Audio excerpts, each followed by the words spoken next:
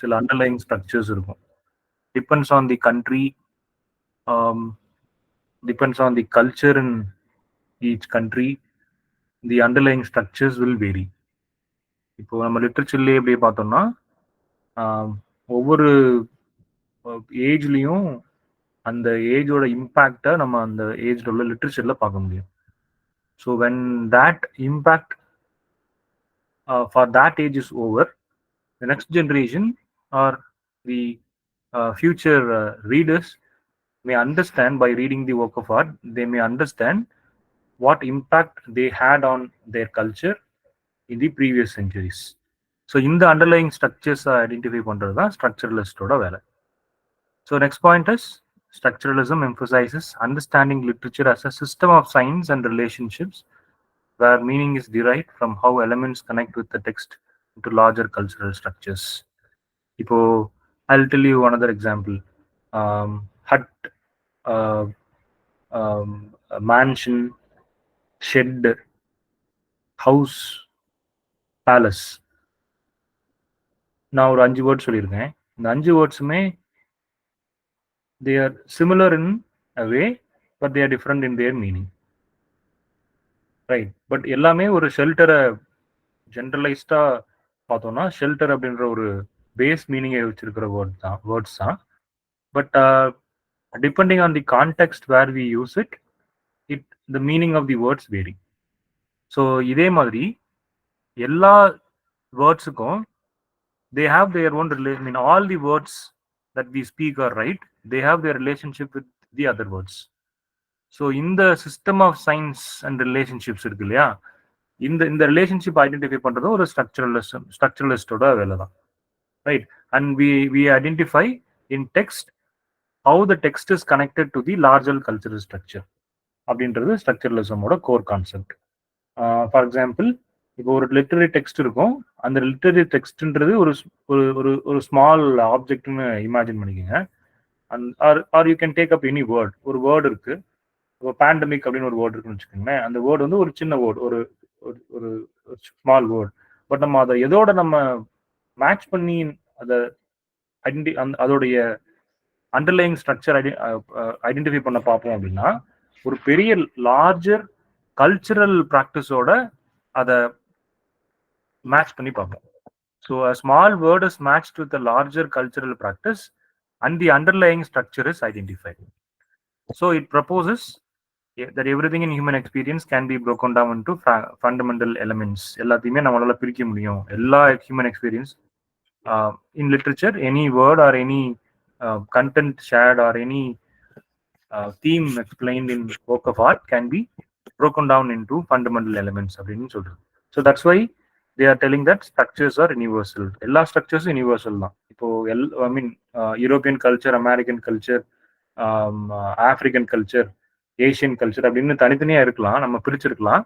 But இங்க இருக்கக்கூடிய underlying structures வந்து யூனிவர்சல், எல்லாத்துக்கும் ஒன்று தான், right? Words R similar in meaning in all countries, like அந்த மாதிரி. ஓகே, அப்போ நம்ம இதை புரிஞ்சுக்கிறதுக்கு நம்ம என்ன பண்ணோம்னா, we should understand the binary oppositions. இந்த பைனரி அப்போசிஷன்ஸ்ன்ற கான்செப்ட் வந்து எங்க இருந்து வருதுன்னா, சசியூர் அவரோட ஒர்க்ல இருந்தா அந்த பைனரி அப்போசிஷன்ஸ்ன்றது வருது. I'll explain that later. Then we have seen the distinguishing structuralism main points from other theoretical approaches. I differentiated structuralism from Marxism, post-structuralism, new criticism, and feminism. Hope you remember these points. And to decode literature, structuralists follow certain aspects. One is structuralists believe that narratives follow recognizable patterns or codes. எல்லா நரேட்டிவ்ஸ்லையும் ஒரு recognisable pattern இருந்துகிட்டே இருக்கு அப்படின்னு புரிஞ்சுக்கணும். இப்போ இன்னும் சிம்பிளா சொல்லணும்னா, தி பைனரி அப்போசிஷன்றதை நம்ம எப்படி புரிஞ்சுக்கணும்? For example, if you want to define brightness, எப்படி பிரைட்னஸை டிஃபைன் பண்ணுவோம்? டார்க்னஸ்னா என்னன்னு சொல்லி பிரைட்னஸை டிஃபைன் பண்ணுவோம். வாட் இஸ் டார்க்னு கேட்டால் என்ன சொல்லுவோம்? absence of light is dark ன்னு சொல்லுவோம். So to explain what is darkness, we need the opposite of dark. darkness ஓட opposite light அப்படின்றது நமக்கு தேவை. அப்படி அது இருந்தால் தான் டார்க்ன்றதை நம்ம தெளிவாக புரிஞ்சுக்க முடியும். வாட் இஸ் குட் அப்படின்னு கேட்டால், what is good and evil அப்படின்னு கேட்டோம்னா, to explain what is evil we need to tell what is good. Similarly இந்த வைஸ் வெர்சா, குட்னு சொல்றதுக்கு நம்ம பேடுன்றதை நம்ம டிஃபைன் பண்ண வேண்டியது இருக்கும். So this is what binary oppositions. And இதுதான் ஸ்ட்ரக்சரலிசம். அப்போ எல்லா நரேட்டிவ்ஸ்லயுமே ஒரு ரெகக்னைசபிள் பேட்டர்ன் அல்லது கோடு இருக்கு. அந்த கோடையும் பேட்டர்னையும் புரிஞ்சுக்கிறதுக்கு we take this binary oppositions. Character archetypes அப்படின்றது as I said சில கேரக்டர்ஸை டிஃபைன் பண்ணியிருப்பாங்கல்ல. இப்போ ஹீரோனா இந்த இதெல்லாம் தான் பண்ணணும், வில்லன்னா இதெல்லாம் தான் பண்ணணும் அப்படிலாம் டிஃபைன் பண்ணியிருப்பாங்கல்ல. இதெல்லாம் அந்த கேரக்டர் ஆர்கிடைப்ஸ். இது சிமிலர், இது common in all cultural part. நீங்க அமெரிக்கன் லிட்ரேச்சர்ல பார்த்தாலும், பிரிட்டிஷ் லிட்ரேச்சர்ல பார்த்தாலும், இந்தியன் ரைட்டிங்ல பார்த்தாலும் எல்லாத்துலயும் இதே ஒரு காமன் பேட்டர்ன் இருக்கும். ரைட். நான் அன்னைக்கு ஒரு எக்ஸாம்பிள் சொன்னேன்ல. இப்போ ஒரு மூவின்னு எடுத்துக்கிட்டோம்னா அதுல ஒருத்தர் மெயின் லீட் ரோல் பிளே பண்றவரை நம்ம ஹீரோன்னு சொல்லுவோம். ஒருவேளை ஒரு 10 கேரக்டர் சேர்ந்து ஒரு மூவில ஆக்ட் பண்ணியிருந்தாங்கன்னா, லேட்டர் அந்த மூவிலாம் வந்து ரொம்ப வருஷம் கழிச்சு அதுல அந்த ஆக்ட் பண்ணியிருந்த 10 பேர்ல யாரு கொஞ்சம் ஃபெமிலியரா வராங்களோ அவங்க தான் அந்த ஃபர்ஸ்ட் படத்துல ஹீரோன்னு சொல்லுவோம். So I told for example Chennai 28 ஒரு மூவி வந்துச்சு. அதுல ஒரு 10 பேர் நடிச்சிருந்தாங்க, நிறைய பேர் நடிச்சிருந்தாங்க. ஒரு 10 பேர் மெயின் ரோல் பிளே பண்ணியிருந்தாங்க. அதுல அந்த படம் வந்தப்போ யாரு ஹீரோன்னு நம்ம அதை டிஃபைன் பண்ணிருக்க மாட்டோம். லேட்டர் ஒரு 2-3 இயர்ஸ் கழிச்சு அதுல ஜெயின் ஒரு கேரக்டர் வந்து ஒரு ஒரு ஆக்டர் வந்து வேற நிறைய நல்ல கேரக்டர்ஸ் பண்ணாரு. அதாவது சிவான்னு ஒருத்தர் வந்து இன்னொரு நிறைய கேரக்டர்ஸ் பண்ணாரு. அப்ப இவங்க 2 பேரையும் நம்ம என்ன சொல்லுவோம், இந்த சென்னை 28 படத்தோட ஹீரோஸ்ன்னு சொல்லுவோம். So this is how we make character archetypes. Right. பாய்ஸ்ன்னு ஒரு மூவி வந்துச்சு. பாய்ஸ்ன்னு ஒரு மூவி வந்தப்போ நம்ம இந்த கேரக்டர்ஸ் மெயின் ரோல் பிளே பண்ண கேரக்டர்ஸ் அந்த 5 பேரும் யாருன்னே நமக்கு தெரியாது. பட் லேட்டர் அடுத்தடுத்த மூவிஸ் வரும்போது பரத்னு ஒரு ஹீரோ இருந்தாரு, சித்தார்த்னு ஒரு ஹீரோ இருந்தாரு அப்படின்னு பார்ப்போம். ஸோ அப்புறம் என்ன பண்ணுவோம், ஒரு 5 இயர்ஸ் கழிச்சு திரும்ப பாய்ஸ் படத்தை பார்க்கும்போது பாய்ஸ் படத்தோட ஹீரோ வந்து சித்தார்த் அப்படின்னு நம்ம சொல்லுவோம். So this is what the character archetype. And narrative ப்ராப்ன்றது I told that it was developed by Vladimir Propp. Narrative ப்ராப்பர்ட்டின்றது to make all these kind of narrative we follow certain common properties. Right. அதுதான் அந்த narrative ப்ராப்பர்ட்டின்னு சொன்னோம். I explain that. Then structuralist don't just focus on plot. அவங்க பிளாட்டை மட்டும் focus பண்றவங்க கிடையாது. Because structuralism came from the Prague linguistic circle, right? They were the pioneers of new criticism, and they started looking at the forms of works of art rather than looking at the author's point of view or any other perspective of literary criticism. So in the new criticism oda soil idhilum irukkiradanaala, and we say that structuralists don't just look on focus. I mean, they just not only focus on plot, but they also examine how elements like character relationships, symbolism, setting, how they contribute to the overall thematic structure. இதெல்லாமே படிக்கிறது ஸ்ட்ரக்சரலிஸ்டோட வேலை அப்படின்னு பார்த்தோம். Then last point is structuralism draws attention to the role of language and science in creating meaning. How language and science create meaning அப்படின்றது ஸ்ட்ரக்சரலிசமோட core idea. நம்ம இதுல யாரெல்லாம் நம்ம முக்கியமான ஸ்ட்ரக்சரலிஸ்டிக் ஐடியா மேக்கர்ஸ், ஸ்ட்ரக்சரலிஸ்ட் அப்படின்னு பார்த்தோம்னா, it starts with Saussure. Linguistics, right. லிங்குவிஸ்டிக்ஸ்ல ஒரு ஃபேமஸ் பர்சனாலிட்டி. பட் ஸ்ட்ரக்சரலிசம்ன்றது நம்ம ஒரு நேச்சுரல் ஆரிஜின், ஒரு ஆர்கானிக் பிகினிங் அப்படின்னு பார்த்தோம்னா 1950 தான். லேட் 1950ஸ்க்கு அப்புறம் தான். பட் நம்ம சசியூர்ல இருந்தே ஸ்ட்ரக்சரலிஸ்டிக் ஐடியாஸை நம்ம பார்க்க ஆரம்பிச்சிருவோம். ஏன்னா சசியூர் தான் முதல்ல இந்த லிங்குவிஸ்டிக் பாயிண்ட் ஆஃப் வியூல இந்த ஸ்ட்ரக்சரல் ஐடியாஸ் எல்லாம் ஃபார்முலேட் பண்ணாரு. ஸோ அவர்கிட்ட நம்ம பார்க்க ஆரம்பிக்கணும். Then Levi Strauss, Roland Barthes, Michel Foucault, இவங்களோட ஸ்ட்ரக்சரலிசம் முடிஞ்சிருச்சு. But I have added Jacques Lacan and Louis Althusser here because their ideas, though Lacan focused on psychoanalysis and Althusser focused on Marxist theory, they in a way they are into post-structuralism, but still they present their view from structuralistic ideas, right? இங்க இருந்து core ideasல கொண்டு வரதுனால I have added them here. Okay, we started Saussure, ஒரு Swiss linguist. As I said, he is considered to be the father of modern linguistics. அன்னைக்கு சொன்னீங்கல்ல, ஒருத்தவங்க கேட்டாங்கல்ல, Noam Chomsky தானே ஃபாதர் ஆஃப் மாடர்ன் லிங்குவிஸ்டிக்ஸ் அப்படின்னு. நான் ஏன் ஃபெர்டினண்ட் டி சாசூர்னு சொன்னேன்னா, இவரும் Noam Chomsky was a later figure. இவர் அவரோட முன்னாடி உள்ள ஆளுல. அதனால and he contributed much to the modern linguistics. And moreover Google said this father of linguistics, modern லிங்குவிஸ்டிக்ஸ்ன்னு கேட்டப்போ ஃபெர்டினண்ட் டி சாசூர்னு தான் சொன்னுச்சு. And so I followed it. Okay. ஒரு Swiss linguist, and he was the key figure in the development of semiotics, the study of signs and symbols. So இவரோட ஐடியாஸ்ல நம்ம முக்கியமாக பார்க்க வேண்டியது இந்த மூணு தான், மூணு purse. language and parole, which means in French the language and parole, in English language and speech. Then the signifier and signified, synchrony and diachrony. I started explaining this at the end of my previous session. Okay, language and parole அப்படின்றது அந்த அதோட English டிரான்ஸ்லேஷன்லயே உங்களுக்கு ஒரு ஒரு ஒரு idea கிடைச்சிடும். language and paroleனா, language is language. லாங்குவேஜ்ல என்னெல்லாம் இருக்கும்? கிராமர் இருக்கும், வெக்காபுலரி இருக்கும், ரூல்ஸ் இருக்கும். அந்த லாங்குவேஜ்ல இருக்கக்கூடிய கிராமர், வெக்காபுலரி, ரூல்ஸ் தான் அந்த அதில் உள்ள வேர்ட்ஸ் எல்லாம் எப்படி இருக்கணும், அதோட காம்பினேஷன் எப்படி இருக்கணும் அப்படின்னு கவர்ன் பண்ணுது இல்லையா? So to create meaning we have that grammar and rules in any language. அதுதான் லாங்குவேஜ் அப்படின்றது. பரோல் அப்படின்னா how it is used in speech. அந்த எப்படி இது ஸ்பீச்ல யூஸ் பண்றோன்றது it depends on the individual speakers, right? Hope you understand. இப்போ ஒரு நம்ம எப்படி பொயட்டையும் நார்மல் ஹியூமனையும் டிஸ்டிங்விஷ் பண்றோம். பொயட்டும் இங்கே தான் இருக்காரு, அவரும் இதே சேம் ஆக்சிஜன் தான் இன்ஹேல் பண்றாரு. நார்மல் நம்மளும் அதே தான் பண்றோம், same living pattern, living style. But how do we distinguish poets from normal human being அப்படின்னா how they use the words, right? So அதான் பரோல். ஸோ இங்கே பரோல் அப்படின்றது in literary aspect it is how it is used in speech. So parole வந்து ஒரு concrete speech acts of individual speakers. அதோட லாங்குவேஜோட actual use தான் parole. Everyday சிச்சுவேஷன்ஸ்ல how language is used, அது பரோல். ஃபார் எக்ஸாம்பிள், இப்போ we take Tamil as a example. இங்கே language அப்படின்றது தமிழ் லாங்குவேஜ்ல இருக்கக்கூடிய structure. That means words in Tamil, grammar in Tamil, rules, sentence constructive rules in Tamil, இது எல்லாமே லாங்குவேஜ். பரோல்னா என்ன அப்படின்னா ஹவு வி ஸ்பீக் தமிழ். சென்னையில் ஒரு மாதிரி பேசுகிறோம், திருநெல்வேலியில் ஒரு மாதிரி பேசுகிறோம், கோயம்புத்தூர்ல ஒரு மாதிரி பேசுகிறோம், மதுரையில் ஒரு மாதிரி பேசுகிறோம். It differs, right? So how the language grammar, how the language vocabulary and how the language rules are used in everyday speech is called parole, right? Hope I made you clear, right? So இங்க வந்து இந்த grammar syntax தான் நம்ம வந்து language ன்னு சொல்றோம். grammar and syntax, vocabulary இதை தான் நம்ம வந்து language ன்னு சொல்றோம். ஃபார் எக்ஸாம்பிள், இப்போ நம்ம இது லிட்டரரி பெர்ஸ்பெக்டிவ்ல பார்ப்போமே. இப்போ ஷேக்ஸ்பியரோட ஹேம்லெட் எடுத்துக்கோங்க. ஹேம்லெட்ல என்ன மீட்டர் யூஸ் பண்ணியிருக்கிறாரு? Can someone tell me what meter is used in Hamlet?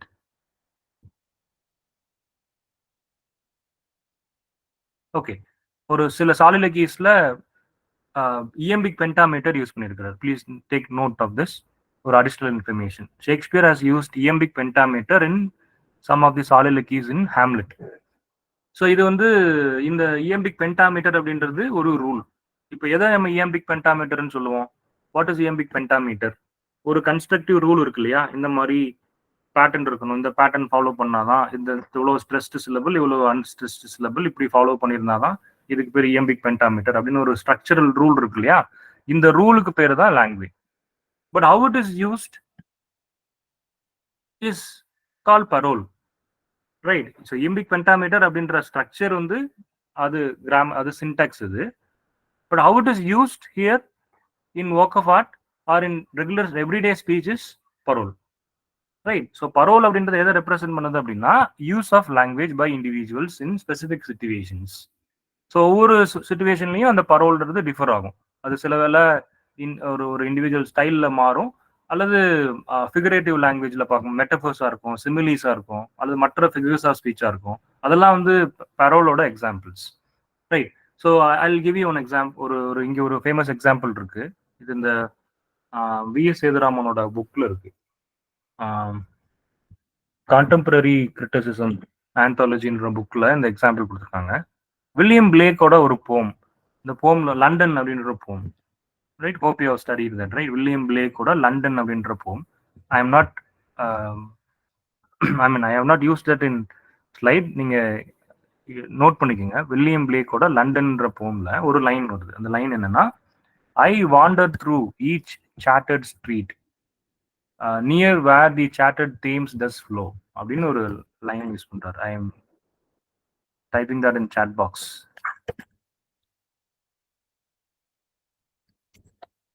இந்த லைன் வந்து வில்லியம் பிளேக்கோட லண்டன் அப்படின்ற போம்ல வர ஒரு line. Let us not discuss about the போம் லண்டன்.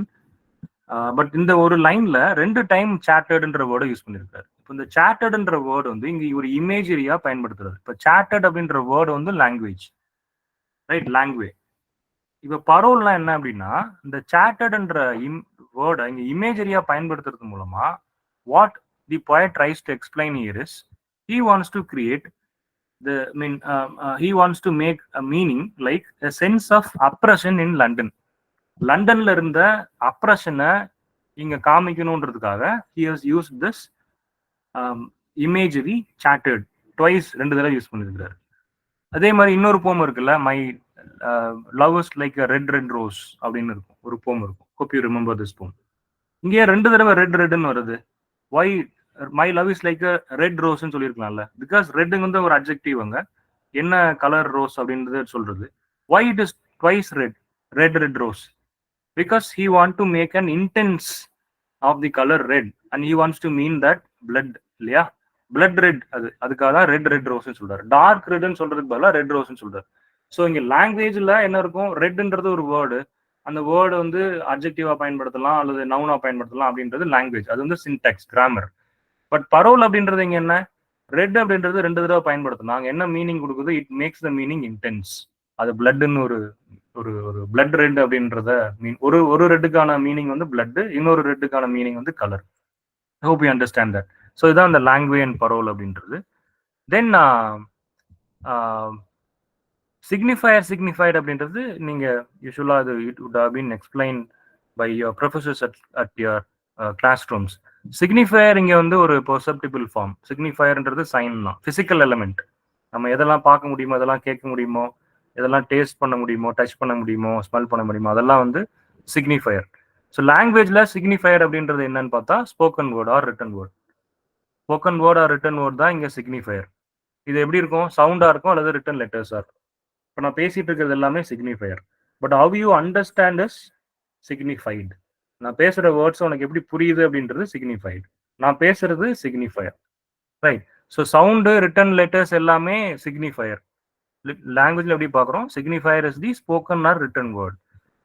லிட்ரேச்சர்ல சிக்னிஃபயர்னா என்ன அப்படின்னா, மேபி பங்க்சுவேஷன்ஸா இருக்கலாம், இமேஜரியா இருக்கலாம், right? All the marks of imagery, இது எல்லாமே சிக்னிஃபயர். சிக்னிஃபைடு அப்படின்றது mental concept. Please understand the differentiation. Signifier is physical element, signified is mental concept. It is the idea that signifier refers to. என்ன ஐடியாவை அந்த சிக்னிஃபயர் சொல்லுதோ அதுதான் அந்த சிக்னிஃபைடுன்றது. So இதுக்கு நான் அன்னைக்கு ஒரு எக்ஸாம்பிள் சொல்லியிருந்தேன்ல, யூ டேக் மேக்பெத். இப்போ அதுல வந்து அப்ஜெக்டிவ் கொரலேட்டிவ், எலியட் சொல்ற மாதிரி அப்ஜெக்டிவ் கொரலேட்டிவ். லேடி மேக்பெத்தோட கையில பிளட் ஸ்டெயின் இருக்கு, ஆடியன்ஸுக்கு தெரியாது. ஆனா லேடி மேக்பெத் வந்து என் கையில பிளட் ஸ்டெயின் இருக்கு, அதை வந்து நான் எந்த ஃப்ராக்ரன்ஸ் வந்து எந்த ஒரு ஃப்ராக்ரன்ஸை வச்சு நான் கழுவுனாலும் போகாது அப்படின்னு சொல்லி சொல்றாங்க. அது it is to explain the mental agony of Lady Macbeth. So இங்க இந்த பிளட் ஸ்டெயின் இருக்கு அப்படின்னு இருக்குது இல்லையா, அந்த சொல்றாருல, ஷேக்ஸ்பியர் எழுதியிருக்கிறாருல பிளட் ஸ்டெயின் அப்படின்னு நம்ம டெக்ஸ்ட் நம்ம பாக்குறோம்ல, அது signifier. And what meaning it suggest, how we readers or spectators of the drama, how we understand, how we perceive meaning is signified. நான் பிளட் ஸ்டெயின் அப்படின்னு லேடி மேக்பெத் அங்க சொன்ன உடனே நான் என்ன புரிஞ்சுக்கிறேன்னா, மென்டல் அக்னின்னு புரிஞ்சுக்கிறேன். So my understanding is signified and how the understanding is given, transferred from text is signifier, right? Hope you understand. So இது signifier ன்னு பார்க்குறோம். So I'll repeat again. Signifier is physical element, signifier is mental concept, right? So இன்னொரு example என்ன சொல்லலாம், ரோஸ்ன்னு ஒரு word எடுத்துக்குவோம். Rose, ROSE அப்படின்னு இருக்கு. ரோஸ் அப்படின்ற ஒரு ஸ்போக்கன் வேர்டு, அல்லது நான் சொல்லும் போது சவுண்ட், ரோஸ் அப்படின்னு ஒரு சவுண்ட் இருக்கு. நான் எழுதி காமிக்கிறேன், அதை டைப் பண்றேன், ROSEன்னு சொல்றேன். லெட்டர்ஸ் இருக்கு, 4 லெட்டர்ஸ் இருக்கு. இது வந்து சிக்னிஃபயர். சிக்னிஃபைடிங் எப்படி மென்டல் கான்செப்ட் ஆகுது, ரோஸ்ன்னு நான் சொன்னோன்னே சிலருக்கு வந்து உங்க வீட்டில் உள்ள ரோஸ் பிளான்ட்ல உள்ள ரோஸ் ஃபிளவர் ஞாபகம் வரலாம், சிலருக்கு ரோஸ் ஃபிளவரோட ஃப்ராக்ரன்ஸ் ஞாபகம் வரலாம், சிலருக்கு வந்து ரோஸ் பிளான்ட்ல இருக்கக்கூடிய தான்ஸ் ஞாபகம் வரலாம். ஸோ உங்களுக்கு என்ன மீனிங் நீங்க பர்சீவ் பண்ணிக்கிறீங்களோ, உங்களோட மென்டல் கான்செப்ட்ல ரோஸ் வந்து எப்படி பர்சீவ் ஆகுதோ அது signify. Right? Hope you understand. So இது வந்து symbolism, right? Okay, then next to pairs synchrony and diachrony. The synchrony and diachrony அப்படின்றது analysis, right? Please understand it carefully. synchrony and diachrony அப்படின்றது analysis. synchrony அப்படின்னா என்னன்னா, analysing language at a specific point in time. ஒரு specific point, ஒரு time பீரியட்ல language எப்படி இருந்துச்சு அப்படின்றத அனலைஸ் பண்றதுக்கு பேரு synchrony. It is called synchronic analysis. Right? So it is examining a snapshot of language. For example, ஷேக்ஸ்பியரோட லாங்குவேஜ் எடுத்துக்குவோம். இப்போ நம்ம சின்க்ரனிக் அனாலிசிஸ் பண்ண போறோம். ஷேக்ஸ்பியரோட லாங்குவேஜ் ஹேம்லெட் எடுத்துக்குவோம். ஷேக்ஸ்பியரோட ஹேம்லெட்டை நம்ம இப்போ வந்து சின்க்ரனிக் அனாலிசிஸ் பண்ண போறோம். இப்போ என்ன பண்றோம்?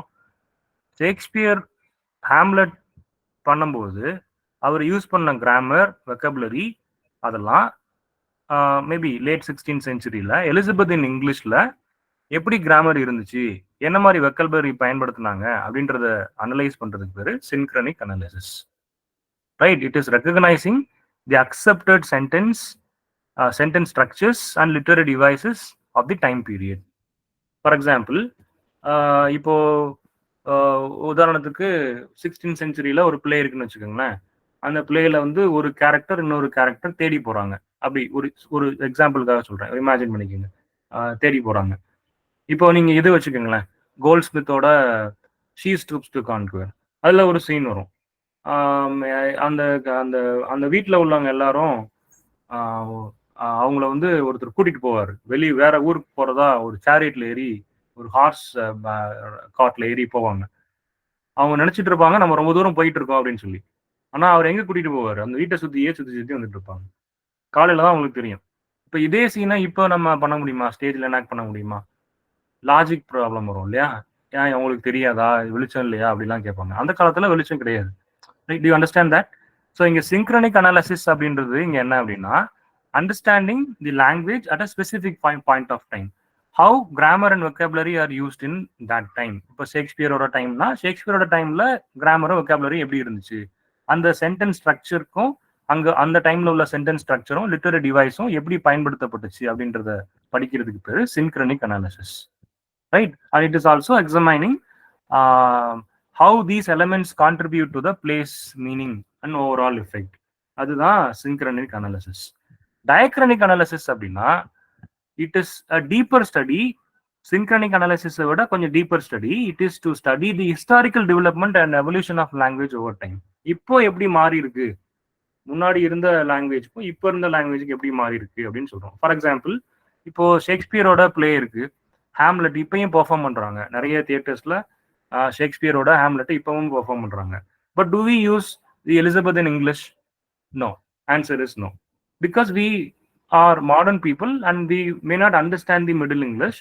So what we try to do is we modernise the verses or the dialogues of Shakespeare, right, as if that the modern people could understand and we perform it.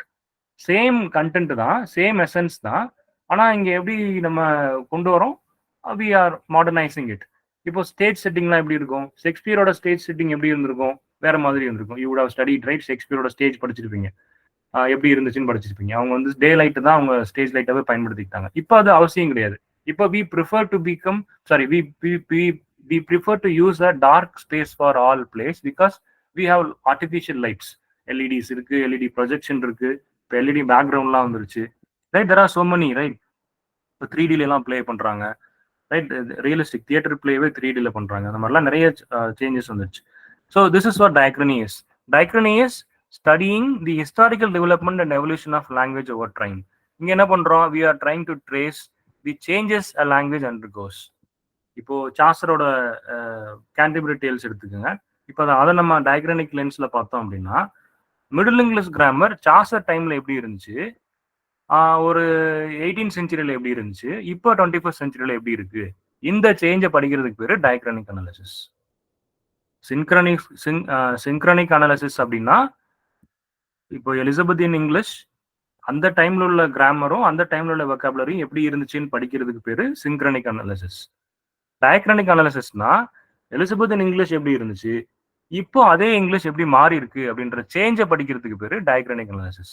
So we are here recognising இப்போ சாசரோட time அப்படின்னா சாசரோட use of language அந்த 14th செஞ்சுரியில எப்படி reflect ஆச்சு, இப்போ 21st செஞ்சுரியில எப்படி reflect ஆகும்.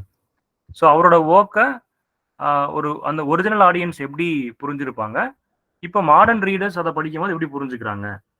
So this is what the understanding is right. So synchrony and diachrony. So இது எல்லாமே சசியூர் சொல்லக்கூடிய பாயிண்ட்ஸ். ஸோ எல்லாமே எந்த ஒர்க்ல சொல்றாருன்னு பார்த்தீங்கன்னா அந்த கோர்ஸ் இன் ஜென்ரல் லிங்குவிஸ்டிக்ஸ் அப்படின்ற ஒர்க்ல தான் சொல்றாரு.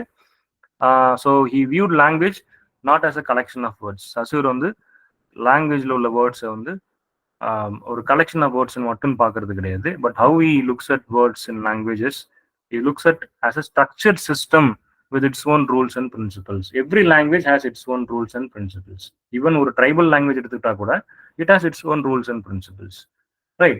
ஒருவேளை ஸ்போக்கன்ல மட்டும் இருந்தா கூட. But all these structures are universal. இதுக்கு ஒன்றும் மாறவே மாறாது. ரைட்? எந்த சேஞ்சும் இருக்காது. Okay, we will talk about the works of Saussure. நான் காமிச்சிருக்கிற மாதிரி there is only one work, Course in Linguistics, published in 1916. Last கிளாஸ்லேயே நான் அதோடைய பயோகிராஃபிக்கல் டீட்டெயில் சொல்லியிருந்தேன். 1916 சசியரோட ஸ்டூடெண்ட்ஸ் வந்து லேட்டர் அவரோட டெத்துக்கு அப்புறம் போஸ்ட்மஸ் ஒர்க்காக பப்ளிஷ் பண்ணாங்க. இவரோட லெக்சர்ஸ் அட் வேரியஸ் யூனிவர்சிட்டிஸ் 1906 1911 வரைக்கும் வேரியஸ் யூனிவர்சிட்டிஸில் அவர் கொடுத்த லெக்சர்ஸ் எல்லாம் கம்பைல் பண்ணி சசியரோட ஸ்டூடெண்ட்ஸ் இதை பப்ளிஷ் பண்ணாங்க. இதோட சிக்னிஃபிகன்ஸ்ன்னு பார்த்தோம்னா ஸ்ட்ரக்சரலிசம் அப்படின்ற டேர்முக்கு கிரவுண்ட் ஒர்க்கு இதுதான்.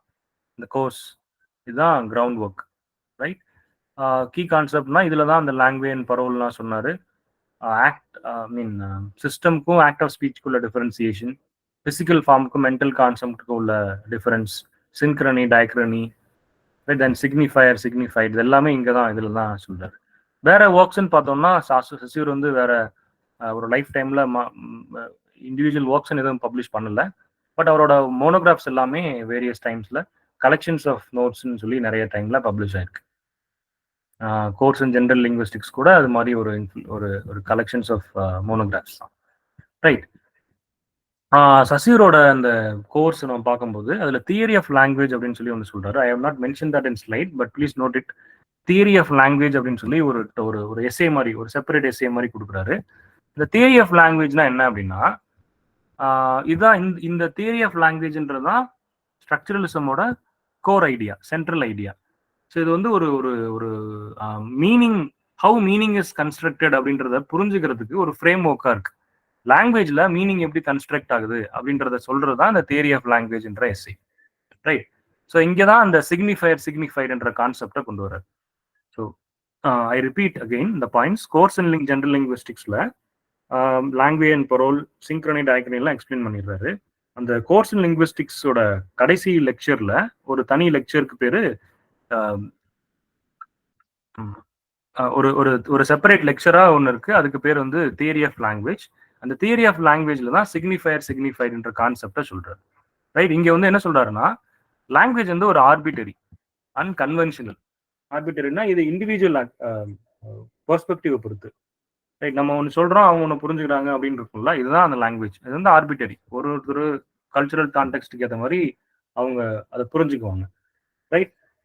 அது மாதிரி கன்வென்ஷனல், அது மாறும், ஒன்று மாறும். ரைட்? இப்போ ரோஸ் அப்படின்றது சிலருக்கு வந்து ஃப்ளார்னு புரியும், சிலருக்கு வந்து கலர்னு புரியும், சிலருக்கு வந்து ஃப்ராக்ரன்ஸ்னு புரியும்.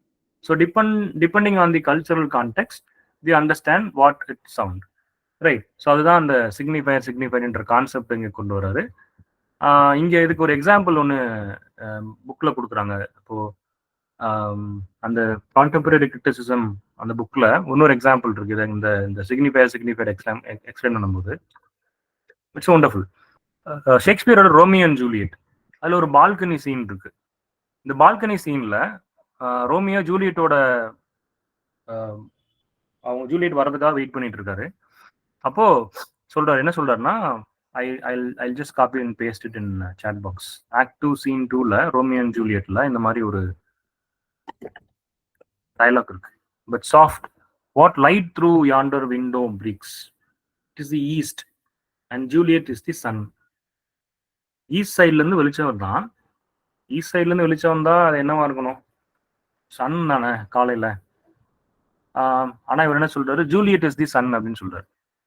ஸோ இது எப்படி சொல்றாரு? சன் அப்படின்றது இங்க சிக்னிஃபயர், ரைட்? சன் அப்படின்றது இட் இஸ் சிக்னிஃபயர், SUN, ஒரு வேர்ட், ஒரு ஸ்ட்ரக்சர். சன் அப்படின்னா ஆக்சுவலா மீனிங் என்ன? சூரியன் அப்படின்னு அர்த்தம். பட் இங்க எப்படி சிக்னிஃபைடு ஆகும் அப்படின்னா, சிக்னிஃபைடு கான்செப்ட் என்ன? இங்க சன் ரைசிங் இன் தி ஈஸ்ட்ன்றது கிடையாது. இங்க சிக்னிஃபைடு கான்செப்ட் மெட்டபாரிக்கலா இங்க என்ன யூஸ் பண்றாரு? ஜூலியட் தான் சன்னுன்னே சொல்றாரு, right? So this is what signified is. So signifier sun has become Juliet here as signified. Hope you understand this. Source of light இங்க எப்படி வந்துச்சு அப்படின்னா சன் கிடையாதாமா, ஜூலியட் ஆமா. ஜூலியட் அங்க வர்றதுனால ஈஸ்ட் சைட்ல இருந்து பயங்கர வெளிச்சமா இருக்கு அப்படின்னு சொல்றாரு. அப்போ வந்து ஈஸ்ட் சைட்ல இருந்து வர வெளிச்சத்துக்கு காரணம் சன் கிடையாது, Juliet. Hope you understand this, right? So இது வந்து இந்த தியரி ஆஃப் லாங்குவேஜ்ன்றதுல இதுல எப்படி எக்ஸ்பிளைன் பண்றாங்க. So that's of with Saussure. Then Levi Strauss, Claude Levi Strauss, இன்னொரு very important structuralist. He's actually a French anthropologist, right? Emerged as a leading figure in development of structuralism. இவர் தான் அந்த ஸ்ட்ரக்சரலிசம் கொண்டு வர்றாரு. அந்த சசியூரோட கான்செப்ட்ல இருந்து ஒரு புது ஐடியாஸ்க்கு கொண்டு வர்றாரு. இவர் வந்து மித்தை பத்தி நிறைய படிக்கிறாரு, மித்தை நிறைய ரீட் பண்ணி மித்துக்கும் இந்த ஸ்ட்ரக்சரல் ஆந்த்ரோபாலஜிக்கும் உள்ள ரிலேஷன்ஷிப் எல்லாம் இங்க நிறைய சொல்றாரு. நிறைய சசியூரோட கான்செப்ட் தான் இவரும் பாரோ பண்ணிக்கிறாரு.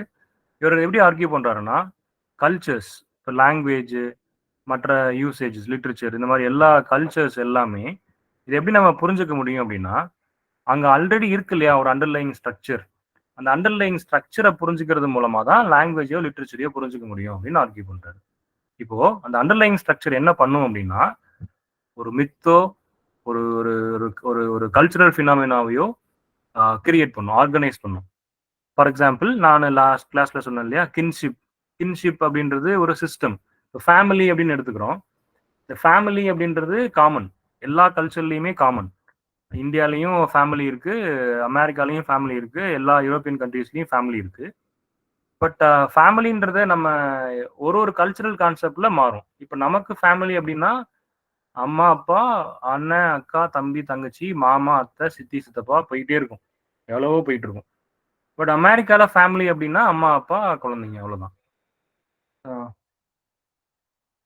Depending on the country and depending on the cultural phenomena, the idea of family is changed. ஒரு இதுக்கும் மாறும் இல்லையா? ஸோ இதான் லெவிஸ்ட்ராஸ் சொல்றாரு. இங்க மித்தோ அல்லது இந்த மாதிரி கின்ஷிப் சிஸ்டம் எல்லாமே ஸ்ட்ரக்சரல் ஐடியாலஜியில மாறிக்கிட்டே இருக்கும்னு சொல்லி சொல்றாரு. இப்போ இவர் பண்ற மெயின் ஃபோக்கஸ் என்னன்னா மித் அனாலிசிஸ். லெவிஸ்ட்ராஸோட மெயின் ஐடியா வந்து மித் அனாலிசிஸ். மித்ஸ் வந்து ஒரு ஃபேண்டாஸ்டிக்கல் எலிமெண்ட்ஸா அவர் பார்க்குறாரு. இவரோட ஒரு one of the works, main work வந்து மித்தாலஜிக்ஸ் அப்படின்னு சொல்லி ஒரு ஒர்க் இருக்கு. அது ஒரு 4 வால்யூம் சீரீஸ். அதுல வந்து இந்த மித்ஸை வந்து டீகன்ஸ்ட்ரக்ட் பண்றாரு. எப்படி டீகன்ஸ்ட்ரக்ட் பண்றாருன்னா, இந்த நான் முன்னாடி சொன்னோம்ல அந்த பைனரி அப்போசிஷன்ஸ், அந்த மாதிரி ஒரு பைனரி அப்போசிஷன்ஸ் ஐடென்டிஃபை பண்றது மூலமா இந்த மித்ஸை வந்து டீகோட் பண்றாரு. லைக் நேச்சர் வெஸ் கல்ச்சர், ரா வெஸ்ட் குக்ட், ஈவில் வெஸ் குட், இந்த மாதிரி அதோட வந்து இந்த பைனரி அப்போசிஷன்ஸை வச்சு அந்த மித்தை வந்து டீகன்ஸ்ட்ரக்ட் பண்றாரு. இந்த பைனரி அப்போசிஷன்ஸை படிக்கிறது மூலமா லெவிஸ்ட்ராஸ் என்ன பண்றாருன்னா, அந்த ஹியூமன் தாட்டோட ஃபண்டமெண்டல் லாஜிக் என்னன்றத டீமிஸ்டிஃபை பண்ணவும் செய்யறாரு. அப்புறம் கின்ஷிப் ஸ்டடின்னு சொல்லி இன்னொரு ஐடியா இருக்கு லெவிஸ்ட்ராஸோடது. அதுலயும் அவர் வந்து அது வந்து இன்னொரு புக் இருக்குது, எலிமெண்ட்ரி ஸ்ட்ரக்சர்ஸ் ஆஃப் கின்ஷிப் அப்படின்னு. அதுல கின்ஷிப் ரூல்லாம் எப்படி இருக்கு அக்ராஸ் சொசைட்டிஸ், ரைட்? வேரியஸ் சொசைட்டிஸ்ல கின்ஷிப் ரூல்லாம் எப்படி இருக்கு அப்படின்றதெல்லாம் அதுல ஸ்டடி பண்றாரு. அதுல அவர் கிரியேட் பண்ற ரூல்ஸ் வந்து ரொம்ப ரொம்ப சிம்பிள். பயாலஜிக்கல் ரிலேஷன்ஷிப்ஸை பத்தி சொல்றாரு. பட் த சேம் டைம் இந்த பயாலஜிக்கல் ரிலேஷன்ஷிப் எல்லாமே சோசியல் ஃபங்க்ஷன்ல, ஐ மீன் சொசைட்டில எப்படி சோசியல் ஃபங்க்ஷன் ஆகுது அப்படின்றதையும் அங்க எக்ஸ்பிளைன் பண்றாரு. ஸோ இது எல்லாமே லெவிஸ்ட்ராஸோட மெயின் ஃபோக்கஸ். நான் எல்லாமே இதில் பாயிண்ட்ஸ்ல கொடுத்துருக்கேன். We'll study these different works of Levi-Strauss, 2 important works. மித்தாலஜிக் கியூஸ். இந்த மித்தாலஜிஸ் ஒரு மித்தாலஜிக் கியூஸ்ல 4 வால்யூம்ஸ் இருக்கு, 4 வால்யூம் சீரீஸ் இருக்கு. Raw and the cook, from honey to ashes, the origin of table manners, the naked man, இது நாளையும் சொல்றாரு. 1964லேருந்து 1970 வரைக்கும் 6 இயர்ஸ்ல வேரியஸ் டைம்ஸ்ல இந்த 4 ஒர்க்ஸுமே பப்ளிஷ் ஆயிருக்கு. So what he does is he deconstructs myths from various cultures. Binary oppositions use பண்ணி various கல்ச்சர்ஸ்ல இருந்து மித்ஸ் வந்து டீகன்ஸ்ட்ரக்ட் பண்றாரு. ஒரு அந்த ஹியூமன் தாட்டோட ஃபண்டமெண்டல் லாஜிக்கை புரிஞ்சுக்கிறது தான் இவரோட main idea. I'll explain how it works. Just a minute, I'll just open this.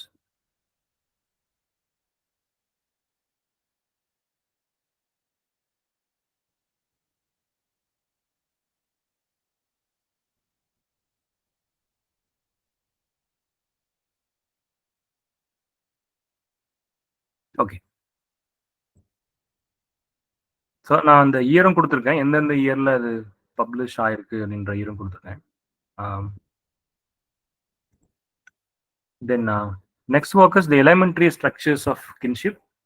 இதுவும் லெவிஸ்ட்ராஸோட other very important work, where he ஒரு இந்த ஸ்ட்ரக்சரல் ஆந்த்ரோபாலஜி அப்படின்ற ஒரு டேர்முக்கு இதுதான் ஒரு foundational work. This has actually revolutionised the understanding of kinship system. இது எப்படி ஆர்கியூ பண்ணி கொண்டு வராரு, இந்த காம்ப்ளெக்ஸ் சோசியல் ஸ்ட்ரக்சர் தான் அந்த சொசைட்டியில் உள்ள அண்டர்லைன் பிரின்சிபல்ஸை கவர்ன் பண்ணுது அப்படின்னு சொல்றாரு.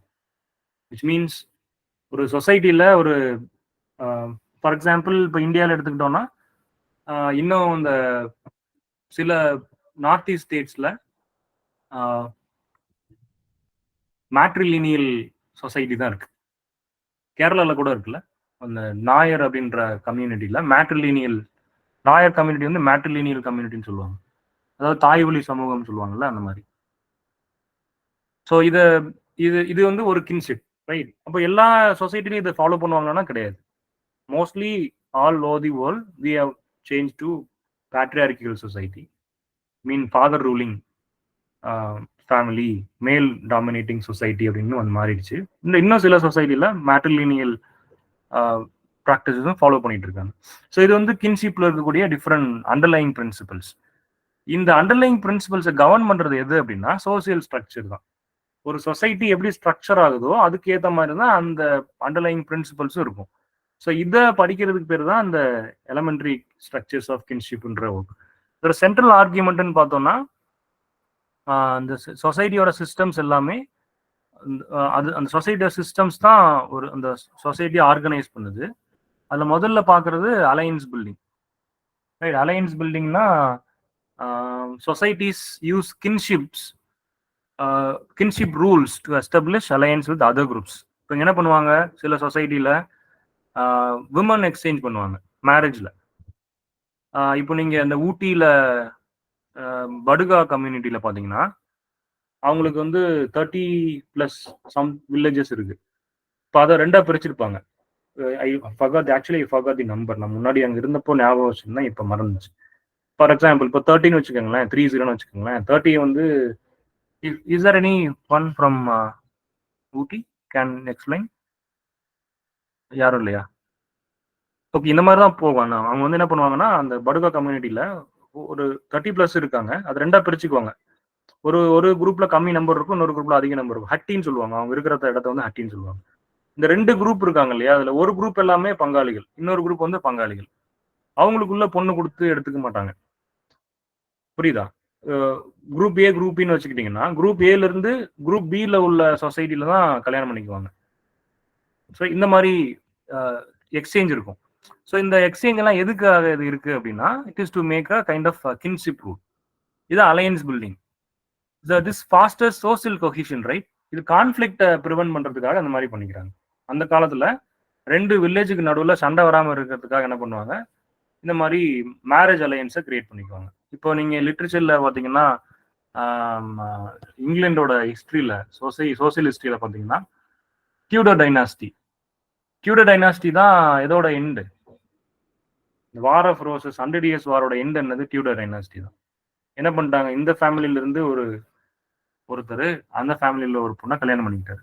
கல்யாணம் பண்ணிக்கிட்டா அவ்வளவுதான், சண்டையெல்லாம் முடிஞ்சிச்சு, சமாதானம் ஆயிட்டாங்க. Hope you remember that point, right? சோசியலிஸ்டில பார்ப்போம்ல. ஸோ அதுதான் அந்த அலையன்ஸ் பில்டிங். அப்புறம் யூனிவர்சல் ஸ்ட்ரக்சர். இந்த யூனிவர்சல் ஸ்ட்ரக்சர்ல என்ன இருக்கும்? லெவிஸ்ட்ராஸ் இந்த கின்ஷிப்பை படி படிக்கும்போது ஒரு ஸ்ட்ரக்சரை ஐடென்டிஃபை பண்றாரு. அதுக்கு பேர் யூனிவர்சல் ஸ்ட்ரக்சர்னு சொல்லி டேர்ம் பண்றாரு. யூனிவர்சல் ஸ்ட்ரக்சர் என்னன்னா, இந்த universal structure that govern kinship systems across divorce cultures. எல்லா கல்ச்சர்ஸ்லயும், டிஃப்ரெண்ட் கல்ச்சர்ஸ்லயும் ஒரு யூனிவர்சல் ஸ்ட்ரக்சர் இருக்கு. அந்த யூனிவர்சல் ஸ்ட்ரக்சர் என்ன? 3 பாயிண்ட் சொல்றாரு. ஒன்று வந்து எக்ஸ்சேஞ்ச். எக்ஸ்சேஞ்ச்னா the idea of exchanging people like men and women between groups to create alliances. முன்னாடி பார்த்தோம்னா அலையன்ஸ் பில்டிங், அது ஒரு ஸ்ட்ரக்சர். ரெண்டாவது ரெசிப்ரோசிட்டி. ரெசிப்ரோசிட்டினா இங்க என்ன அர்த்தம்? இது it's an expectation of receiving women in marriage from other group in return for giving your own women. For example, பொண்ணு கொடுத்து பொண்ணு எடுக்கிறதுன்னு சொல்லுவோம்ல, அதுதான் அந்த ரெசிப்ரோசிட்டி. இங்க விமன் மட்டும் கிடையாது, என்ன பொருளா இருந்தாலும் சரி, இவங்க இங்க இருந்து ஒரு எடிபிள் கொடுத்தாங்கன்னா அதுக்கு என்ன எதிர்பார்த்து கொடுக்குறாங்க? With an expectation of receiving another edible from them. இங்கிருந்து இவங்க ஆனியன் கொடுத்து அங்கிருந்து டொமேட்டோ வாங்கிக்குவாங்க. இவங்ககிட்ட என்ன இல்லையோ அதை வாங்குறதுக்காக இவங்ககிட்ட அக்சஸா இருக்கிற ஒன்றும் கொடுப்பாங்க. So this is reciprocity. மூணாவது, ரெஸ்ட்ரிக்டட் வாஸ் ஜெனரலைஸ்ட் எக்ஸ்சேஞ்ச். இங்க என்ன சொல்றாரு Lévi-Strauss? he tried to differentiate between systems where people are exchanged between two groups. restricted. இங்க சில குரூப் கூட எக்ஸ்சேஞ்ச் பண்ணிக்க மாட்டாங்க. இந்த இப்போ குரூப் ஏல இருக்கிற கம்யூனிட்டிஸ்குள்ள எக்ஸ்சேஞ்ச் பண்ணிக்க மாட்டாங்க, ஏன்னா அவங்கலாம் ஒன்று. அப்புறம் ஒரு ஜென்ரலைஸ்டு குரூப் ஒன்று இருப்பாங்க, இவங்க வந்து காமன், இவங்க எதை வேணா எடுத்துக்கலாம். இப்போ நீங்க பிளட் குரூப் பாருங்களேன், ஏ பாசிட்டிவ்னு ஒரு பிளட் குரூப் இருக்கு.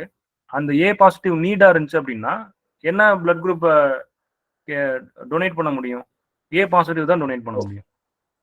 ஓ பாசிட்டிவ்னா ஓ பாசிட்டிவ் தான் டொனேட் பண்ண முடியும். பட் இங்க ஓ பாசிட்டிவ்ன்ற பிளட் குரூப் எந்த பாசிட்டிவ் பிளட் குரூப்புக்கும் மேபி ஒரு அன்அவைலபிள் சுச்சுவேஷன்ல ஓ பாசிட்டிவா யாருக்கு வேணா கொடுக்கலாம். அது ஒரு காமன் பிளட் குரூப் மாதிரி ஓ பாசிட்டிவ்ன்றது. ஏ பாசிட்டிவ்க்கு வந்து 2 யூனிட் பிளட் தேவைப்படுதுன்னா ஒரு யூனிட் வந்து ஓ பாசிட்டிவ் கொடுத்துக்கலாம், மேபி இல்லாத டைம்ல. ஸோ இதுதான் அந்த ஜென்ரலைஸ்ட் எக்ஸ்சேஞ்ச். ரெஸ்ட்ரிக்டட் எக்ஸ்சேஞ்ச் அப்படின்னா இங்க ஒரு காமன் பேட்டர்ன் இருக்கும், இது செய்யணும் இது செய்யக்கூடாது அப்படின்றது. ஜென்ரலைஸ்ட் எக்ஸ்சேஞ்ச் அப்படின்றது it is common, right? It is uncommon. Mean ரெஸ்ட்ரிக்டட்ன்றது அன்காமன், ஜென்ரலைஸ்ன்றது காமன். இது எல்லாத்துக்கும் பொதுவானது. அந்த மாதிரி ஒரு ஃபார்ம் இருக்கும் இல்லையா, அது ஜென்ரலைஸ்ட் எக்ஸ்சேஞ்ச். ஸோ இது எல்லாத்தையுமே இங்க ஐடென்டிஃபை பண்றாரு. இந்த 3 பாயிண்ட்ஸ் தான் என்ன சொல்றாருன்னா யூனிவர்சல் ஸ்ட்ரக்சர்ஸ் அப்படின்னு சொல்றாரு. ஃபார் எக்ஸாம்பிள், இப்போ குரூப் ஏ குரூப் பின்னு வச்சுக்கோங்க. அப்போ இங்க வந்து ஒரு ரெஸ்ட்ரிக்டிவ் எக்ஸ்சேஞ்ச் சிஸ்டம் அப்படின்னா குரூப் ஏல உள்ள group A might give women to group B. Group ஏல உள்ளவங்க குரூப் பிக்கு கொடுப்பாங்க.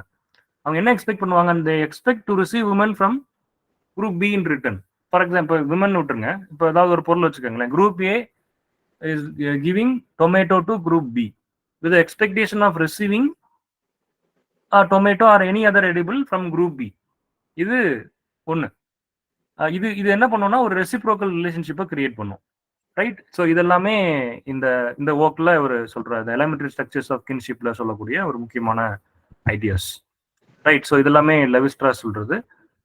நான் போஸ்ட் ஸ்ட்ரக்சரலிசம் படிக்கும்போது I will tell more about Levi Strauss ideologies. Since it is time, I will just rush through. Roland Barthes அடுத்த theorist, structuralist theorist. இவர் வந்து ஒரு French essayist, literary critic, philosopher, semiotic member, right? Structuralism post ஸ்ட்ரக்சரலிசம்ல ஒரு key figure. Roland பார்த்தஸ் வந்து நீங்க post ஸ்ட்ரக்சரலிஸ்டா கூட நீங்க படிக்க முடியும். ஸோ இவர் என்ன பண்றாருன்னா ஆல்ரெடி இருக்கிற எஸ்டாப்ளிஷ்ட் ஐடியாஸை சேலஞ்ச் பண்றாரு. இவர் எப்படி கல்ச்சரை வியூ பண்றாரு, கல்ச்சர் லிட்ரேச்சர் எல்லாத்தையும் எப்படி வியூ பண்றாருன்னா, culture literature advertising day to day practices எல்லாத்தையுமே எப்படி வியூ பண்றாரு? As a system of signs and codes that create meaning அப்படின்னு வியூ பண்றாரு. எவ்ரிடே ப்ராக்டிஸ், டெய்லி நம்ம ஃபாலோ பண்ணக்கூடிய ஒரு ப்ராக்டிஸ் இருக்கு. ஒரு அட்வர்டைசிங், ஒரு அட்வர்டைஸ்மெண்ட் இருக்கு, லிட்ரேச்சர், ஒரு போயட்ரி, ஒரு ஃபிக்ஷன் இருக்கு, அல்லது கல்ச்சர், லாங்குவேஜ், எனிதிங். அவர் எப்படி அதெல்லாம் பார்க்குறாரு? He looks all these as a system of science and codes that create meaning. இது எல்லாமே ஏதோ ஒரு மீனிங்கை கிரியேட் பண்ணக்கூடிய சயின்ஸ் அப்படின்னு சொல்லி பார்க்குறாரு. So he tried to unmask these codes. அதுதான் அவரோட ஐடியாஸ். ஸோ அவர் வந்து மித்தை எப்படி பார்டேஸ் எப்படின்னு மித்தை டீமிஸ்டிஃபை பண்றாரு அப்படின்னா, அல்லது டீகோட் பண்றாரு அப்படின்னா, ஒரு ஒரு ஒரு ஒரு ஒரு மித்ஸை வந்து நரேட்டிவா பாக்குறாரு. அந்த நரேட்டிவ் என்ன பண்ணுவோம்னா, that narrative will naturalize cultural values and ideologies. Already எக்ஸிஸ்டிங்கா இருக்கக்கூடிய கல்ச்சுரல் வேல்யூஸையும் ஐடியாலஜிஸையும் நேச்சுரலைஸ் பண்றதுக்கு எதுனா மித்து தான் நேச்சுரலைஸ் பண்ணும். ஸோ அது வந்து ஒரு செல்ஃப் எவிடென்ட் ட்ரூத்தா இருக்கும். ஸோ இங்க பிகினிங் தியரியில ஒரு பாயிண்ட் கொடுத்துருக்காங்க. என்ன கொடுத்துருக்காங்கன்னா, எல்லா ஸ்டோரிக்கும் 3 பெர்ஸ்பெக்டிவ் இருக்கு. ஒன்னு your story, second is my story, third is the truth. இல்லையா? Your story, my story and truth. இதுதான் ரோலண்ட் பார்த்திஸ் சொல்லக்கூடிய ஐடியா. மித்து என்ன பண்ணும்? It has its own self evident truth. மித்தை படிக்கும்போது மித்து எழுதுறது ஒரு பெர்ஸ்பெக்டிவ், எழுதுறவங்களோடது ஒரு ஒன் பெர்ஸ்பெக்டிவ், அதை ரீட் பண்றவங்களோடது செகண்ட் பெர்ஸ்பெக்டிவ், பட் ட்ரூத்னு ஒன்று இருக்கும் இல்லையா, அது தேர்ட். ஸோ இதான் இந்த இவரோட ஐடியாஸ்ல டீகோட் பண்றாரு. ஸோ டெக்ஸ்ட்டை வந்து என்னன்னு பாக்குறாரு அப்படின்னா, டெக்ஸ்ட்டை வந்து ஒரு பெரிய ப்ராட் டெஃபினேஷன் கொடுக்குறாரு. டெக்ஸ்ட் அப்படின்றது it is to encompass any system of science that produces meaning. அது வந்து லாங்குவேஜ் இருக்கலாம், இமேஜஸ் இருக்கலாம், அல்லது டே டு டே ப்ராக்டிசஸா இருக்கலாம், ஃபேஷனா இருக்கலாம், இதுவா வேணா இருக்கலாம்.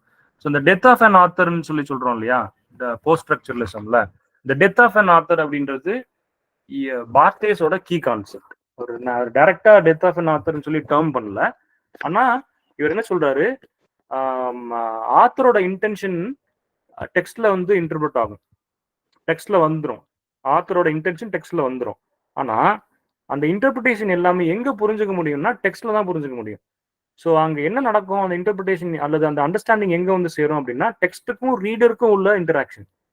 Reader reads the text and understands in is idea, in is way, right? அவரோட கல்ச்சரல் கான்செப்ட்ல, அவரோட ட்ரெடிஷன்ல, அவரோட அந்த சோகால்டு அவைலபிள் ஸ்ட்ரக்சரை பேஸ் பண்ணி அவர் அதை புரிஞ்சுக்குவார்.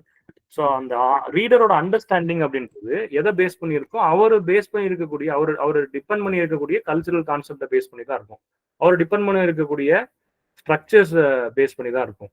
ஆத்தரோட இன்டென்ஷன் அங்கே வந்து சேராது. ஸோ ஆத்தரோட வேலை எங்க முடிஞ்சு போச்சு, எழுதுறதோட முடிஞ்சு போச்சு. ஆத்தர் அதுக்கப்புறம் இங்க வரவே மாட்டாரு, ஆத்தரோட வேலை எழுதுறதோட முடிஞ்சு போச்சு. ஸோ இங்க பார்த்திஸோட ஆர்குமெண்ட் என்ன அப்படின்னா, meaning of a text is generated through the interaction between text and reader and there is no space for author here. So இதெல்லாமே Roland பார்த்திஸோட main argument.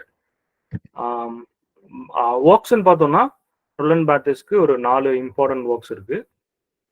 One is mythologies analysis, everyday myths. முக்கியமா French கல்ச்சர்ல உள்ள மித்து. அப்புறம் இவர் இதுல என்னெல்லாம் analyse பண்றாருன்னா, ஃபுட்டை பத்தி பேசுறாரு, அப்புறம் ரெஸ்லிங், பாக்ஸிங், இது ரெண்டுக்கான டிஃபரன்சியேஷன் சொல்றாரு. பாக்ஸிங் வந்து என்ன சொல்றாருன்னா கொஞ்சம் பொலைட் அப்படின்னும், ரெஸ்லிங் அப்படின்றது கொஞ்சம் அக்ரெசிவ் அப்படின்னும் எக்ஸ்பிளைன் பண்றாரு. இது எல்லாமே மித்தாலஜிஸ்ன்ற ஒர்க்ல சொல்றாரு. Since it is running out of time, I just rush through and next கிளாஸ்ல, நாளைக்கு கிளாஸ்ல பார்க்கும்போது will start with Roland Barthes works. Image music டெக்ஸ்ட்ல வந்து இவர் எதை ஃபோக்கஸ் பண்றாருன்னா, அத இமேஜ் மியூசிக் டெக்ஸ்ட் இது எல்லாமே how they create meanings when they brought together, how they create meaning. For example, ஒரு சாங் இருக்கு, ஒரு ஒரு வீடியோ, அது ஆடியோ சாங் இருக்கு. அந்த ஆடியோ சாங்ல உள்ள மியூசிக், அதுல உள்ள லிரிக், தென் அதுல உள்ள டியூன், அதெல்லாமே ஒன்னா சேரும்போது what kind of meaning it create. இப்போ நீங்க இளையராஜா சாங் சில பேருக்கு ரொம்ப பிடிக்கும். இளையராஜா சாங் தனியா இருக்கும்போது ஏதாவது ஒரு பாட்டு எஃப்எம்லயோ அல்லது ஏதாவது ஒரு அக்கேஷன் எங்கேயாவது ஒரு டிவிலையோ திடீர்னு வந்துச்சு, ப்ளே பண்ணுச்சு அப்படின்னா it kindles an emotion in you. So என்ன இமோஷன் உனக்கு உள்ள கிண்டில் பண்ணுதோ அந்த இமோஷனை தான் நீங்க அந்த சாங்கோட மீனிங்காக கொடுப்பீங்க. For example, you take any song of Ilaiyaraaja. ஒரு இளையராஜாவோட சாங் ஒன்று எடுத்துக்கோங்க. இப்போ நம்ம இங்கே வந்து நியர்லி 109, என்னோட சேர்த்து 109 பேர் இருக்கும். இந்த 109 பேருக்கும் 109 இமோஷன் கிரியேட் பண்ணியிருக்கும். ஒருத்தருக்கு வந்து ஃபன் ஜாலி மூடை கிரியேட் பண்ணியிருக்கும், ஒருத்தர் வந்து சாரோஃபுல் மூடை கிரியேட் பண்ணியிருக்கும், ஒருத்தருக்கு வந்து ஒரு பெரிய நாஸ்டாலஜிக் ஐடியா சென்ஸை கிரியேட் பண்ணியிருக்கோம். எதுவும் அவன் லவ்வா இருந்திருக்கும், ஃபேமிலி ரிலேஷன்ஷிப்பா என்னவா வேணா இருக்கும். ஸோ எனக்கு என்னன்னு புரிஞ்சுக்கிட்டனோ அந்த மீனிங்கை தான் நான் அந்த மியூசிக், அந்த சாங்குக்கு கொடுப்பேன். இந்த சாங்கோட மீனிங் என்னன்னா எனக்கு இதுவாக தான் இருக்கும். So this is what he understands. Then how the meaning produced through the interaction of image, music, and text can vary depending on the reader or viewer's background and experience. என்னோட for example நான் ஒரு practical example சொல்றேன்.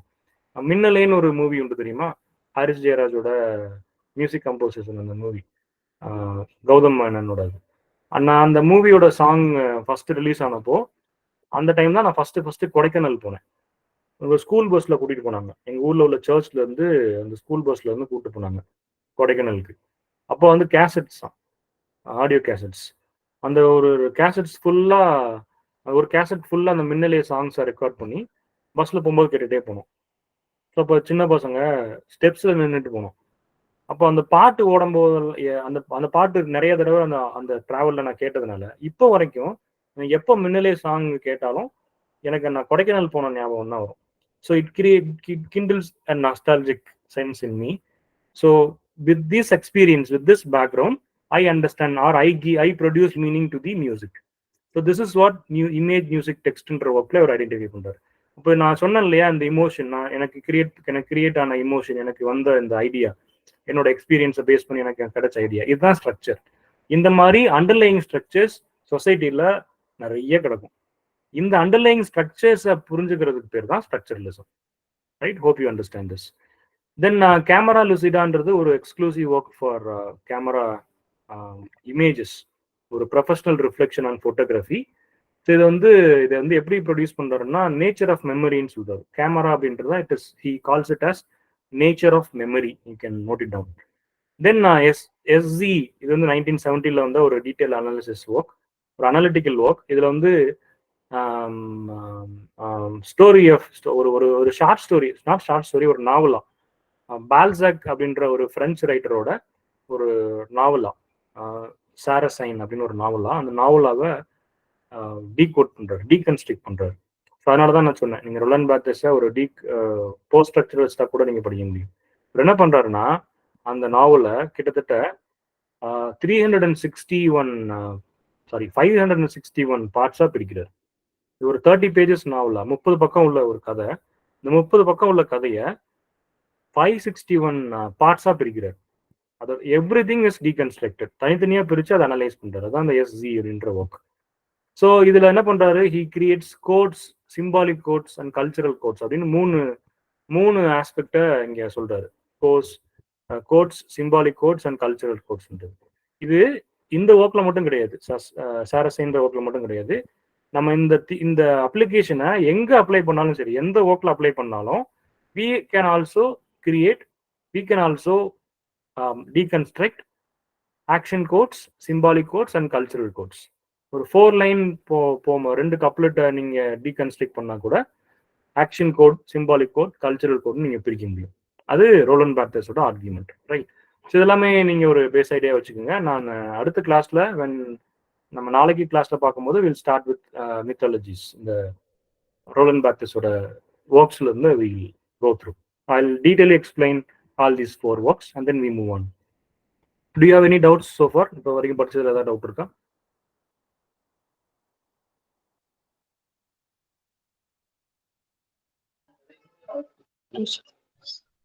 Okay. So if it is clear, we'll call it today. We'll wind up. Okay. Thank you, sir.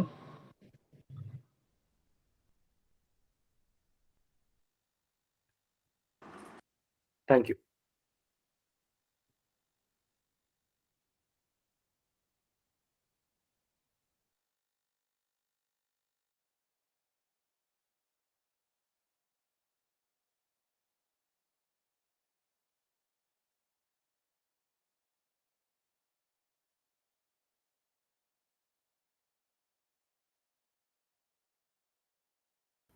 Janina, Charlie, are you there?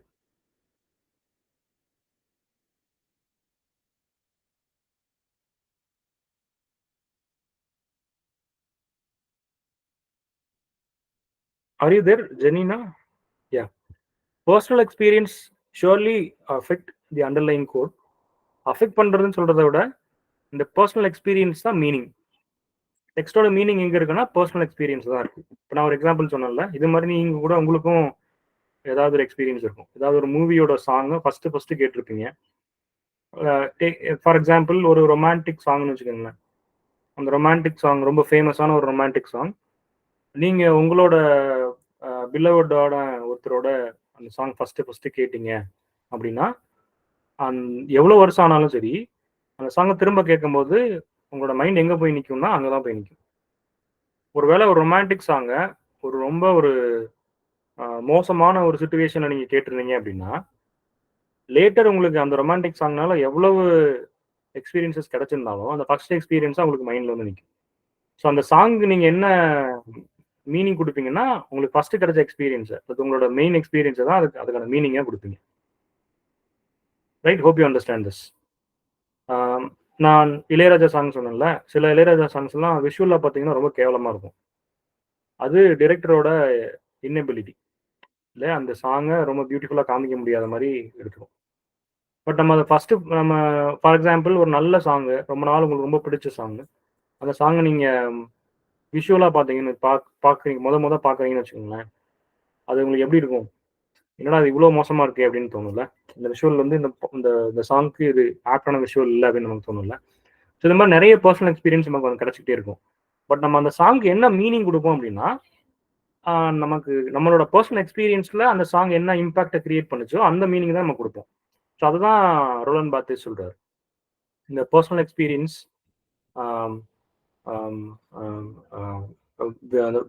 Reader or வியூவரோட background, இதெல்லாம் வந்து அந்த image, music, text இதை ஒன்றா சேர்ந்து வரும்போது அதுக்கு மீனிங்காக ப்ரொடியூஸ் ஆகுது அப்படின்னு சொல்கிறார்.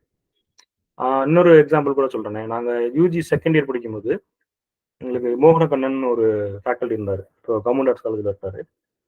அவர் வந்து ஹார்டியோட ஒரு நாவல் அவர் தான் எங்களுக்கு டீச் பண்ணார், மேயர் ஆஃப் கேஸ்ட் பிரிட்ஜ் அப்படின்னு. அப்போது அந்த நாவலோட எண்டில் அந்த ப்ரொட்டாகனிஸ்ட் என்ன பண்ணுவாருன்னா, ஒரு கேஜ்டு பேர்டை கொண்டு வந்து அவரோட பொண்ணுட கொடுத்துட்டு போவார். அதோட அந்த நாவல் முடிஞ்சிடும். அந்த அந்த சிச்சுவேஷன் எக்ஸ்பிளைன் பண்ணுறதுக்காக சார் என்ன பண்ணாருன்னா, ஒரு சிவாஜி சாங் ஒன்று இருக்குல்ல, எங்கே நிம்மதின்னு ஒரு பாட்டு இருக்குல்ல, அந்த பாட்டை பாடி காமிச்சார், கிளாஸில் பாடி காமிச்சார். இப்போ நான் அதுக்கப்புறம் 2-3 times mayor of Casterbridge novel read பண்ணியிருக்கேன். எனக்கு அது ரொம்ப பர்சனலாக ரொம்ப பிடிச்ச நாவல்னு நான் 2-3 டைம்ஸ் ரீட் பண்ணியிருக்கேன். நான் ஒவ்வொரு தடவை ரீட் பண்ணும்போது அந்த ப்ரொட்டகனிஸ்ட் இருக்கார் இல்லையா, அவர் எனக்கு எப்படி தெரியவார்னா சிவாஜியா தெரியவார். Hope you understand. So this is my personal experience. ஆனால் எங்கள் கிளாஸில் ஒரு 58-60 ஸ்டூடெண்ட்ஸ் இருந்தாங்க. சிவராம் சார் கூட இருந்தார். அவருக்கு வந்து அந்த நாவல் வேற மாதிரி புரிஞ்சிருக்கலாம். ஸோ அவர் அந்த நாவல் சிவராம் சார் அந்த நாவல் ரீட் பண்ணும்போது அவருக்கு என்ன மாதிரி எக்ஸ்பீரியன்ஸ் கிடைச்சிச்சோ அதுதான் அவருக்கு புரியும். Right? Hope you understand this. So இதுதான் ரோலன் பாத்தே சொல்றது. ஸோ இந்த மாதிரி இப்போ என்னோட அண்டர்ஸ்டாண்டிங் ஒரு அண்டர்லைங் ஸ்ட்ரக்சர், சிவராம் சாரோட அண்டர்ஸ்டாண்டிங் ஒரு அண்டர்லைங் ஸ்ட்ரக்சர். இப்போ எங்களோட கிளாஸ்மேட்ஸ் இருந்திருப்பாங்கல்ல அந்த கிளாஸ்ல 50-60 பீப்புள் இருந்திருப்பாங்க இல்லையா, அவங்க எல்லாருக்கும் ஒரு அண்டர்லைங் ஸ்ட்ரக்சர் இருக்கும். ரைட்? சில வேளை என்ன ஆகும்னா அந்த 60 பேருக்கும் ஒரு காமன் அண்டர்லைங் ஸ்ட்ரக்சருக்கு வரும். சே ஃபார் எக்ஸாம்பிள், இப்போ வந்து இப்போ நான் இப்போ ஒருத்தர் வந்து கிளாஸ் எடுக்கிறாரு.